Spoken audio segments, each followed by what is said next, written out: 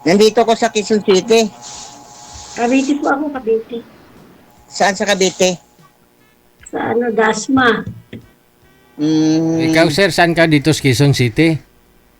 sa Luzon. Luzon, Visayas, Mindanao? Luzon Avenue. Tandasura, sir. Tandasura. Aw, anong pong ginagawa mo dyan nung sumali ka nung nakaraang buwan? Parang wala ka pa naman dyan sa Tandang Sura? Kasi nagpunta ko rito sa pinsan ko eh. Okay. Oh. Dito ko nagpaganap. Sa Cavite man ako sa sunod na linggo. Siguro sa Huwebes. Bakit naman iniikot-ikot mo yung lugar? Ayan, sir. Pupunta naman ako doon sa pamangking ko. Bakit? Wala po kayong trabaho? Wala, sir. Kaya nag-a-apply ako ng trabaho, sir. Okay. Napapasok na ako sa 17. Oh, Sa PCL. di ko alam po yun. Sige, dito muna si madam muna ipasukan. Pasukan mo. Kausapin mo, sir. Ma'am, ano pala pangalan mo, ma'am? Lima po. Saan kayo sa Cavite? Dasmariñas? Dasma. Salawag, Golden City. Malapit kayo dyan sa area, J? Hindi ko po alam yun. Bago lang po akong bili ng bahay dito.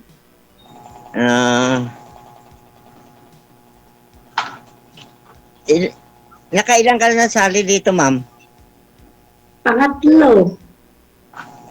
Mas marami-rami na rin sa akin. Siguro pang-4 na yata. Ito, pang-5 na kay JJ. Walo. Yung kausap ko kasi, hindi man sumasagot eh. Kahit mag-chat ko. Bakit kaya? Anong rason, sir? Lagi lang, sir, nakikita ko man, sir, sa sa Facebook, lagi lang live sa niya, Anong trabaho niyo? driver. Ng ano? Yung close van, na delivery ng mga goods. Ay, ang bahay niyo yan? Hindi, sa pinsan ko. Bakit? Asan ang bahay mo? Sa probinsya kasi ako, ma'am, ang bahay ko. Anong probinsya mo? Ha? Anong probinsya mo? Roa City. Ay, naku po. Kapit. Bisaya kayo? Oo. Ilonggo. Malayo. Nandito man ako sa Manila, nag-apply eh. Matanda na kayo ay bakit nag-a-apply pa kayo? Oh, Malakas pa naman ma'am sa trabaho eh. taon na ba kayo? 65. Ay, buti Ikaw tanggapin pa ma'am, kayo. ilang taon ka na ma'am? 60. 5 taon lang diferensya eh. Senior ka na rin. Bago lang.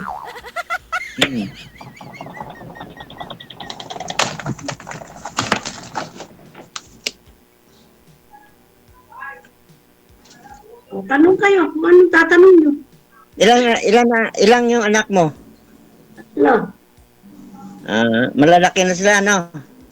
Kaya mga asawa na. Sa akin, 2. Hmm. Ano status mo dyan sa Cavite? Wala. Nasa bahay lang ako. Saan yung asawa mo? Wala. Hiwalay din. Patay. Namatay na rin. Malapit-lapit na rin dyan ay pupunta rin akong Cavite. Hmm.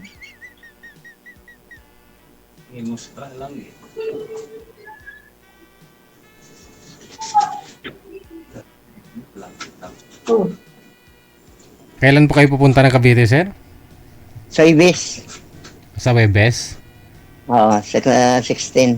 Kasi papasok na rin ako sa 17 eh. Doon po sa Cavite. Hindi, dito sa Sukat. Puntahan mo na bukas. Si madam. Pwede naman, malapit naman yan.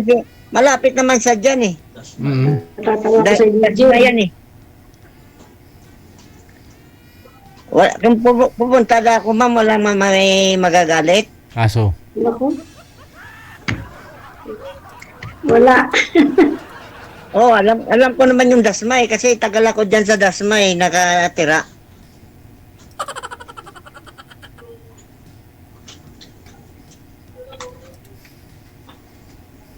Anong area kayo, ma'am, sa Dasma?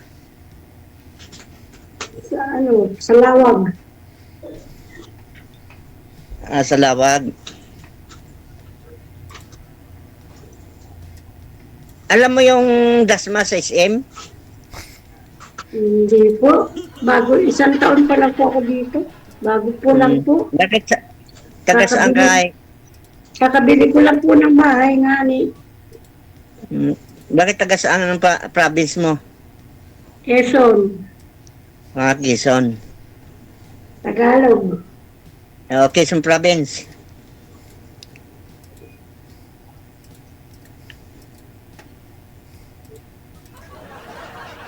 Nung naligad na buwan, nandyan ako sa Santa Cruz. Nagtigil yung bulan. Naghatid ako ng mga naliligo doon sa sa pool.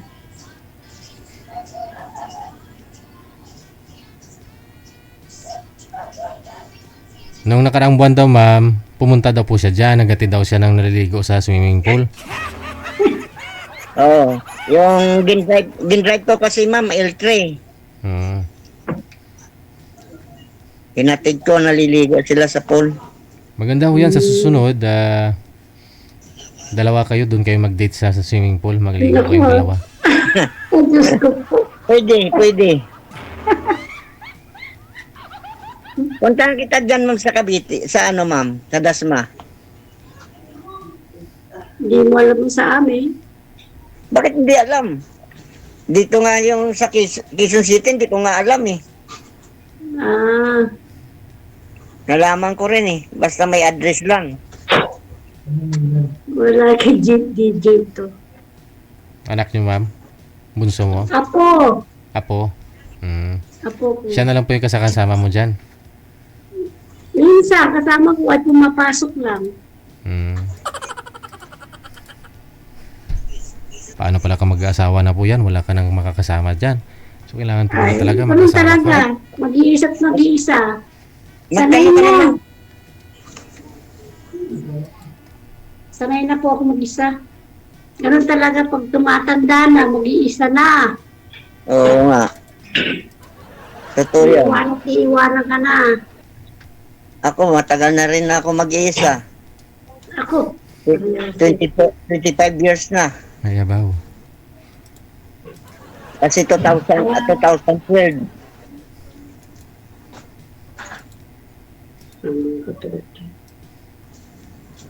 Pang-limang sali mo na to, sir, no? Sir Manuel? Oo, Sir DJ, kaya wala rin nangyari. Yung binibigay mo rin, sir, wala rin nangyari. Sa tingin niyo po, anong diferensya? Anong mali? Ay, siya mo lang, sir, lagi man ko nagmi-message sa kanya kag ayaw niya sagutin. Ay, nakikita ko man sa live niya. Sana umakyat pa kayo dun sa live niya, tapos nagpa-ipal ba? Para mapansin ka, sir. Nagla-live lagi yon. Aha. Oo. Siguro, vlogger siguro yon. Sana umakyat ka dun, no? Sa live niya para mag-comment, no? Ganun. Lagi ko nang gina-comment kasi sa kanya, wala rin eh. Sabi ko ay DJ. Ito si Madam, vlogger na rin po ito. Hindi ako lagi. Anong trabaho mo, ma'am? Sa bahay lang. Wala po. Sustentado. Yun, no? Ano yan? May trabaho na mga anak mo eh. Eh bakit po kayo wala ba kayong pensyon? Mayroon. Wala ko pensyon sa kasi may pensyon ako sa SS.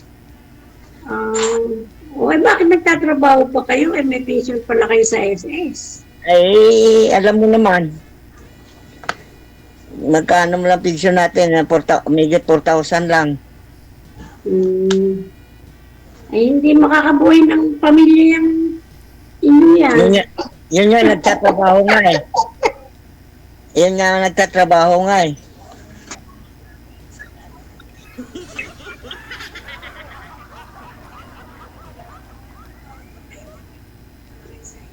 Papasok naman ako sa 17 sa Friday yata.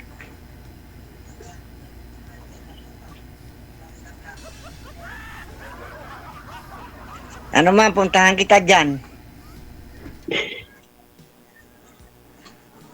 Nakakahiya po. Kanino ka nahiya, ma'am? DJ, Saan po kayo nahiya? Sa mga kapitbahay? Sa apo mo? Ganon? hindi naman. Huwag ka mahiya kung iniibig mo lang naman si sir. Oo. Mahal mo na ba, sir? My goodness. Sir Manuel? May spark po ba nung makita mo si Madam Velma? Oo nga, pasinada ko, sir. Ay, abaw. Ayaw ko lang sa kanya. Tanungin mo. Ikaw, ma'am.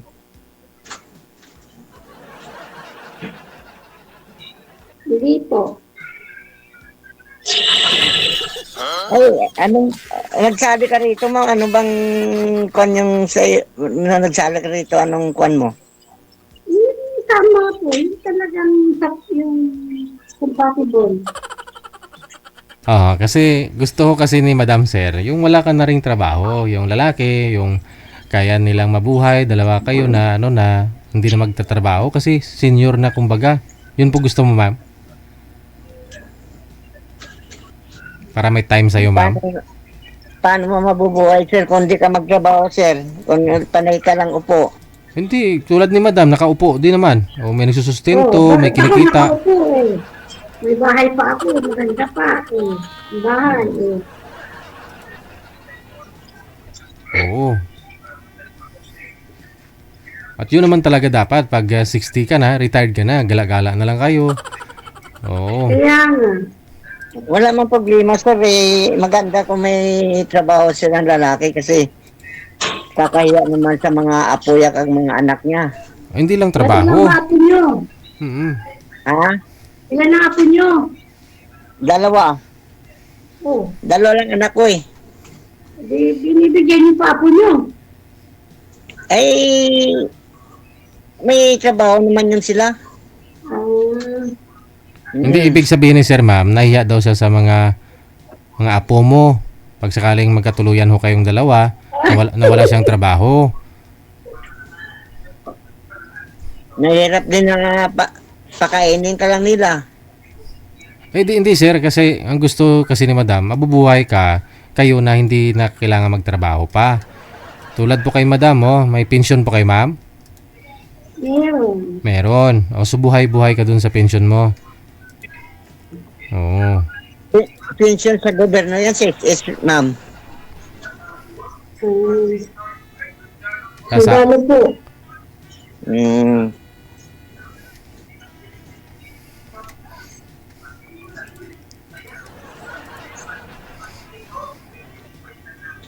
GSIS po ma'am? Government po ba? Sa asawa niyo po dati?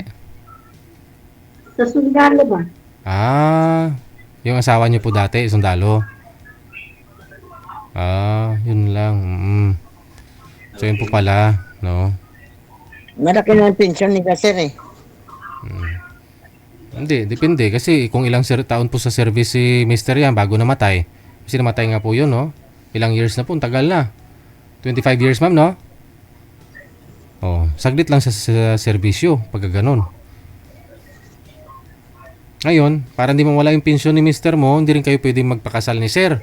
Magsama na lang po kayong dalawa. Baka maiwanan ko man yan, sir. Kasi nag-apply ako abroad, sir. Huwag ka na mag-apply abroad. 65 na eh. Magpahinga ka na. Kapatid po ba kayo sa abroad? Ewan ko lang. tanggap man ako sir dyan sa opisina sir. Sa opisina, oo. Kasi nung sumali ka dito sa akin ng mga nakaraang buwan, akala ko doon ka na sa abroad eh. Eh, Wala sir, wala tong lipat ako ng agency. dito ka na sa Pilipinas, no? Kung mag-asawa na kayo ni Madam. Ay, naku po. Hindi.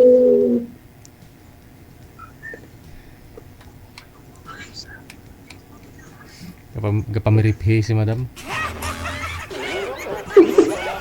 Nag-iisip ba? Ano? Nag-iisip si ma'am. Nag-iisip. Tagal ko na sumali dito kay Sir Gigi, wala gid talaga swerte. Oo nga. Eh, siyempre, nakikita rin naman ang personality. Pero isa pa, malayo. Hmm. Kung Manila lang, wala problema, mapupuntahan eh.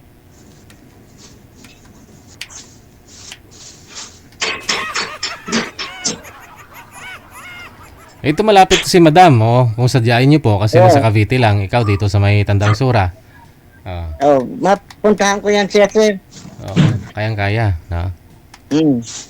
Puntahan ka daw bukas, ma'am, para medyo matagal-tagal ho bago pumasok si Sir sa trabaho niya sa 17. Ayoko po. Oh, Dala ko sa service dyan. ayun oh. Raptor. Birthday lang. Hanapin ko yung Cavite.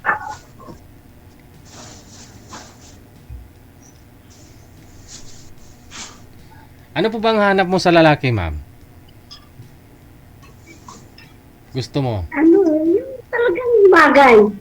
Bagay. Paano mo masabing bagay? Tingin niyo po. Ano po yun, ma'am? Paano masabing bagay? Mahirap magsalita. Oh, hindi. Madali Makikita mo naman po. Hindi ka naman pipi. Hindi, siyempre makikita nyo naman. Nakikita kasi maganda kasi ma'am eh. Ako pangit lang. Hindi po yun, yung katayuan ba sa buhay. Okay. Eh, bahay ko kasi ma'am sa probinsya eh. Walong palapag Doon ako nakapagpatayo ng bahay ko. Walong palapag po kasi bahay niya dun, ma'am, kasi matagal po siya sa Europe. Opo, kasi sumali na po ito si Sir, ilang beses ko na po ito na interview. No? Eh bakit nagtatrabaho pa? Oh. Kasi ganoon pa talaga, hindi ibig sabihin na nagtatrabaho kayo, wala kang pera. Eh, mahirap naman kasi kung di ka magtrabaho. Oo, magkakasakit. Yung iba nagkakasakit eh. Mahirap naman sa bahay ka lang, lalo ka magkakasakit.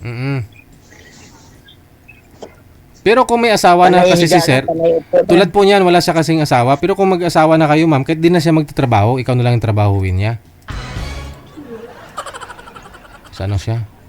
Oo. Kasi tulad niyan, wala naman siyang asawa, wala namang naghihintay sa kanya, wala naman siyang dapat i-effort, no? Sarili na lang yung inisip niya.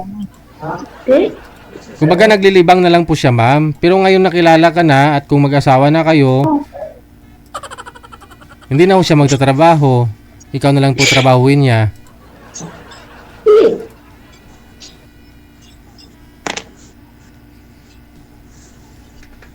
Wala na sir, wala na sir JJ. Andyan ah. Anong wala? Wala. Yan.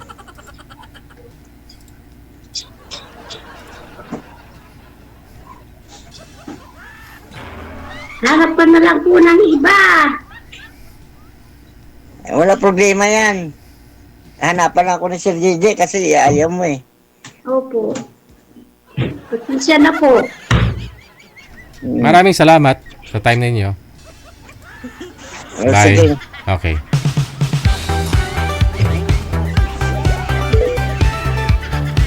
Masyadya talaga ito.